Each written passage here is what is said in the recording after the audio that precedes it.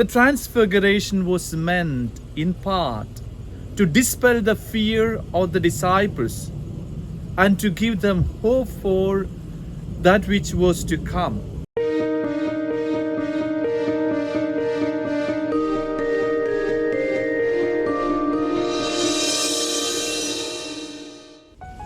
My dear friend, we have the Gospel of Matthew, chapter 17, verses 22 to 27 for our reflection today. Jesus said to them, "Open its mouth, and you will find a coin worth twice the temple tax. Give that to them for me and for you." Prior to this minor miracle, Jesus had just told his disciples for the second time about his coming passion. Again, this was difficult for them to hear.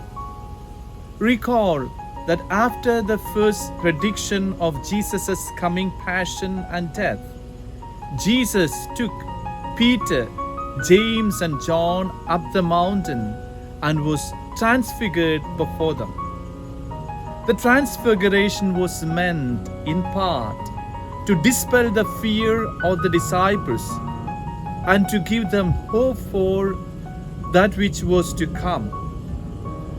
And now, after Jesus' second prediction of his passion, another miracle was performed for Peter personally to help him encourage and give him hope. Imagine if you were Peter. Imagine following through with Jesus' instruction by going to the sea, dropping in a hook, pulling out a fish, and then opening its mouth. Peter must have been filled with hope and excitement as he pulled this fish in, wondering if Jesus' words would come true. And as soon as Peter saw the coin, just as Jesus said, he must have been in awe. Slowly, the fear and anxiety he was experiencing at this second prediction of Jesus' passion and death would have begun to subside as Peter witnessed yet another incredible sign from his Lord.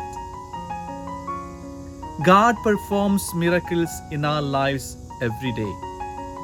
The problem is that we often fail to discern them. Anytime His glorious power works within us to strengthen us or fills us with courage, hope, charity, and every other virtue, this is a miracle of transforming grace. God knows what we need in life. He knows our struggles and doubts. At times, He is silent so as to draw us deeper through the intentional prayer and acts of faith. And at times, we suddenly find that we receive a new clarity in life that is the result of His grace at work. Jesus knew that Peter needed this extra grace of His personal miracle so that he could move beyond his fears and struggles and place all his trust in Jesus. Jesus was trustworthy. This is the conclusion Peter would have arrived at. He was trustworthy.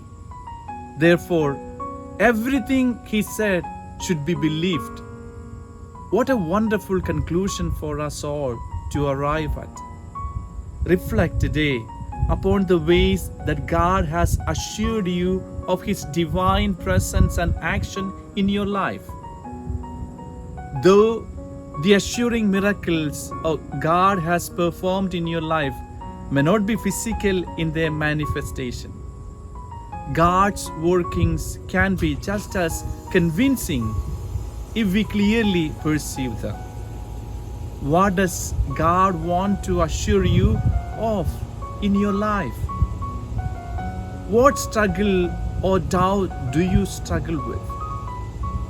Dear Lord, I do place my trust in you. Jesus, I trust in you.